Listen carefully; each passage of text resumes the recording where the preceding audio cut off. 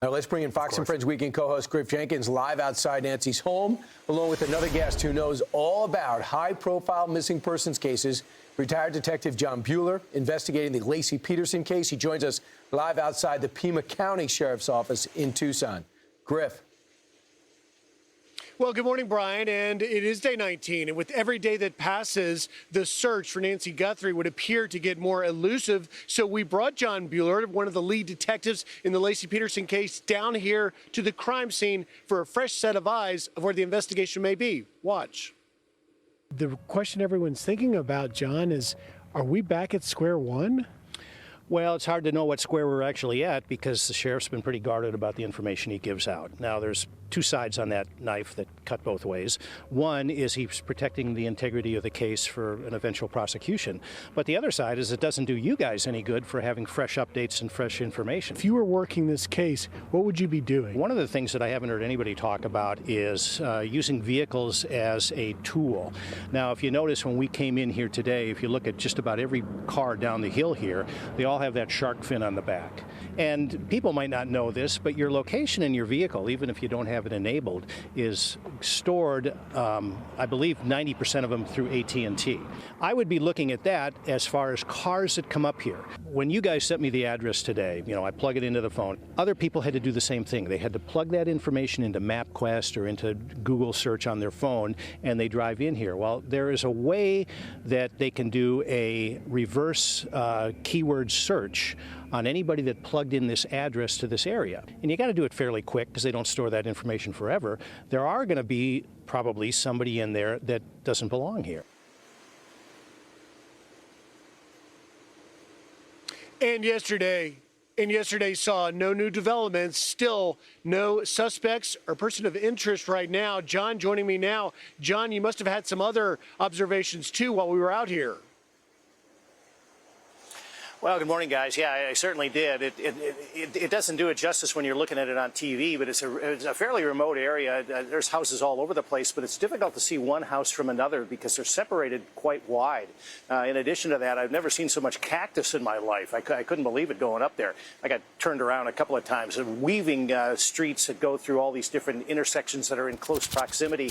So to get to Nancy's house, you would probably have to have known where you're going. It doesn't seem like there's any way it would be in any way random. And even talking to the neighbors that we did yesterday, they don't always know each other, but they know when there's somebody there that shouldn't be there.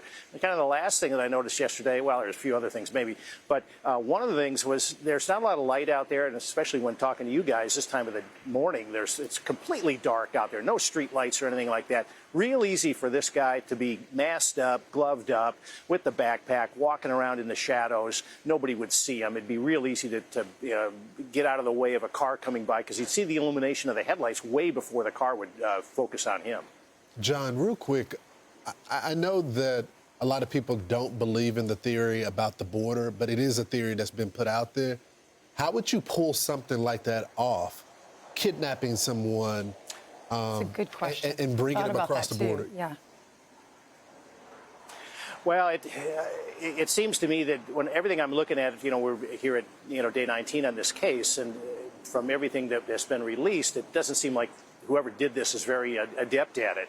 Right. Most everybody that I talked to, being down here with you guys, is where was the immediate ransom note? Where was the immediate photo of Nancy that she was okay? Because you're not going to pay that unless you know what you're going to receive in return.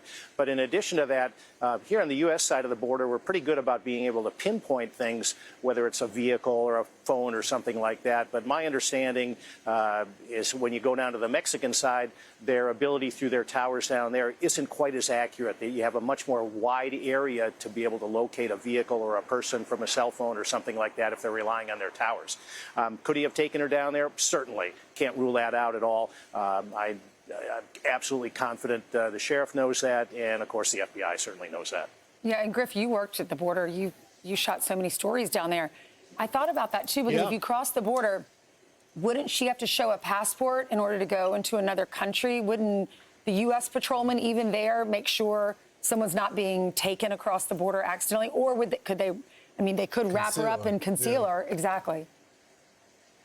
Well, it depends on where they would have crossed, Ainsley. And look, the port of entry cameras that, track license plates in cars are among the best surveillance cameras in the country because it's our border.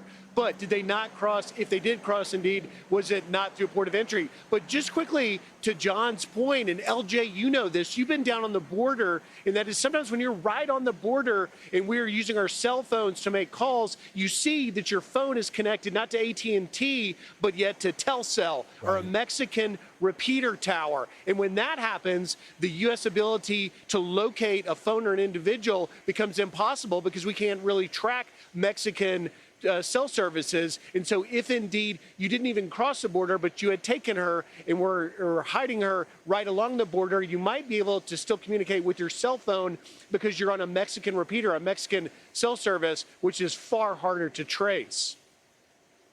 All right. Thanks so much, Griff and John. Great job. Appreciate it.